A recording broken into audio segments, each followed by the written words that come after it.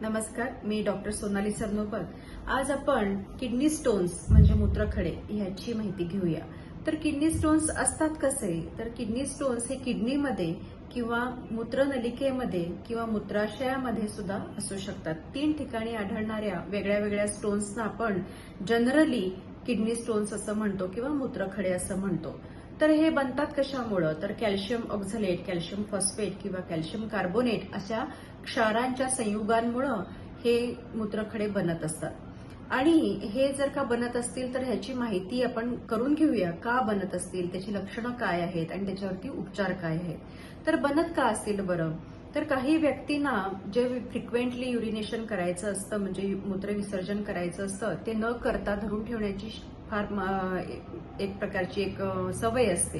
काही जणांना नोकरीच्या व्यवसायाच्या ठिकाणी सतत लघवीला जाणं जमत नाही आणि त्यामुळं त्या व्यक्तींना मूत्र धरून ठेवण्याची म्हणजे त्याची होल्ड करण्याची एक सवय लागून राहते आणि त्याच्यामुळं स्टोन्स बनू शकतात. काहींच्या पिण्याच्या पाण्यामध्ये म्हणजे काही ठिकाणी बोरचं पाणी असतं, काही ठिकाणी नदीचं पाणी डायरेक्ट वापरलं जातं, काही ठिकाणी तळ्यातलं पाणी डायरेक्ट वापरलं जातं. त्याच्यामध्ये फिल्ट्रेशन किंवा शुद्धीकरण हे केलं जात नाही. तर त्यामुळे सुद्धा युरिन स्टोन्स हे होऊ शकतात. आणि त्यापेक्षाही जास्त म्हणजे अनुवंशिकता, काही व्यक्तींच्या आईवडिलांना, भावा बहिणींना वगैरे सतत स्टोन्स व्हायची एक प्रकारची टेंडन्सी असते. तर त्या टेंडन्सीमुळे सुद्धा असे युरिन स्टोन्स होऊ शकतात.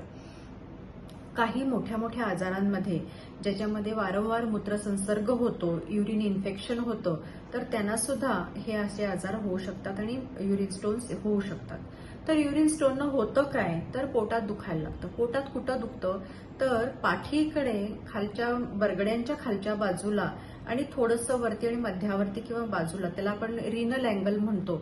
तर त्या रिनल अँगलमध्ये पेन्स व्हायला लागतात. जर का मूत्रनलिकेमध्ये जर का स्टोन्स असतील तर पाठीकडून ओटीपोटाकडे ह्या अशा कळा यायला लागतात.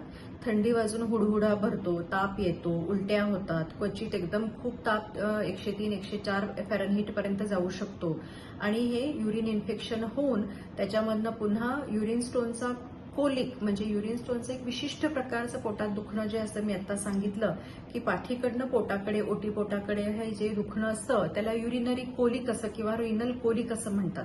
तर हे कोलिक स्पेशल आहे त्याच्यामध्ये. तर ही लक्षणं आपण युरिन स्टोनच्या इन्फेक्शनमध्ये किंवा युरिन स्टोन हा किडनीकडून मूत्राशयाकडे येत असताना अशा प्रकारे दुखू शकतं. युरिन स्टोनमुळे काय होतं की जर का ट्यूबमध्ये तो अडकला तर जे युरिन फिल्टर व्हायला पाहिजे ती न होता साचून राहायला लागते आणि त्यांना किडनीला सूज येते. त्यामुळे सतत जर का स्टोन्स होत असतील आणि बरेच मोठे जर का असतील तर तो तुमच्या जीवाला धोका पोचू शकतो. कारण त्यानं सतत संसर्ग होऊन होऊन किडनी फेल व्हायचं सुद्धा शक्यता असते. त्याशिवाय मूत्राशयात आढळणारे स्टोन्स जे आहेत ते मोठे मोठे असतात आणि त्याच्यामुळं त्यात एक सेडिमेंट तयार होतो म्हणजे वाळूसारखा एक पदार्थ तयार होतो. त्यामुळं मूत्रविसर्जन जे आहे, युरिनरी आउटपुट जो आहे तो कमी व्हायला लागतो, लघवी साचायला लागते. साचत साचत बॅक वॉटर चेंजेस होऊन, बॅक प्रेशर चेंजेस होऊन किडनीवरती पुन्हा प्रेशर यायला लागतं आणि त्यांना पुन्हा इन्फेक्शनची जी वारंवारता आहे ती वाढायला लागते. अशा पद्धतीनं युरिन स्टोनचे तुम्हाला बरेच कारणं, लक्षणं अशी दिसू शकतात. मग आला शेवटचा उपचाराचा पार्ट. तर त्याच्यामध्ये 10 ते 15 mm पेक्षा जर का जास्त स्टोन मोठे असतील तर ते शस्त्रक्रियेने काढावे लागतात. मग त्याला सिस्टोस्कोपिक शस्त्रक्रिया असू शकते किंवा डायरेक्ट ओपन करून अशी शस्त्रक्रिया करायला लागते किंवा करू शकता.